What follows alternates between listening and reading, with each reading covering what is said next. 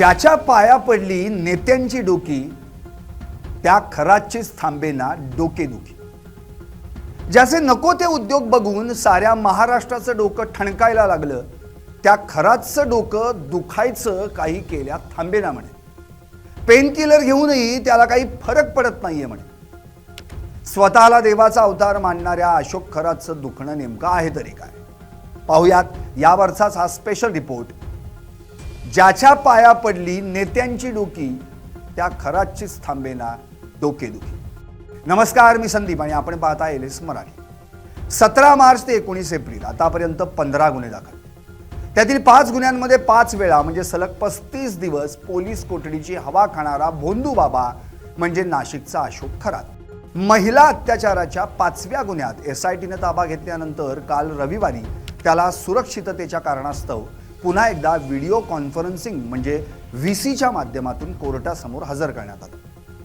आरोपीची गुन्हे करण्याची पद्धत म्हणजेच मोडस ऑपरेंडी एक असली तरी पीडित महिला वेगवेगळ्या आहेत। महिलांना गुंगीचे द्रव पदार्थ पाजून त्यांना अत्याचार केले आहेत। या द्रव्यांचा आणि गुन्ह्यामागच्या कटाच्या तपासासाठी आरोपीला पोलीस कोठडी मिळावी असा युक्तिवाद सरकारी पक्षातर्फे करण्यात आला। अशोक खराच्या वकिलांनी या पोलीस कोठडीला विरोध करताना म्हटलं की पहिल्या कोठडीपासून सरकारी पक्ष तेच मुद्दे मांडतोय।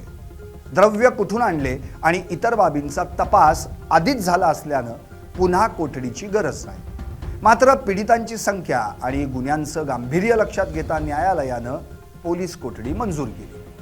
अशोक खरातला 23 एप्रिल पर्यंत पोलीस कोठडी सुनावण्यात आली। मी शंकराचा अवतार असल्याचं सांगून पीडितेवर अत्याचार केल्याच्या गुन्ह्यात त्याला 5 दिवसांची पोलीस कोठडी सुनावण्यात आली।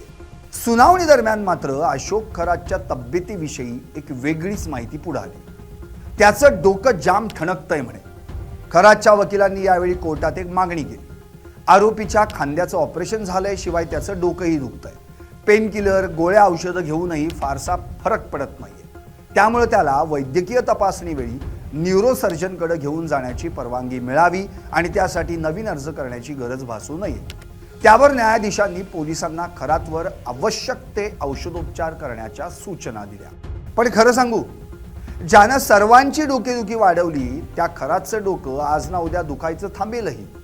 पण ज्याचं डोकं कधी ठिकाणावरच नव्हतं अशा त्या खराच्या पायावर डोकं टेकवणाऱ्यांचं डोकं तरी जागेवर होतं का? आज खराची डोकेदुखी हा मूळ प्रश्न नाहीच आहे। खरा प्रश्न आहे तो खरातला डोकं होतं हे मानणाऱ्या डोक्यांचा। आज त्या सर्वांची डोकी तपासण्याची खऱ्या अर्थानं वेळ आली आहे। तुम्हाला काय वाटतं? व्हा व्यक्त आणि पाहत रहा एलएस मराठी।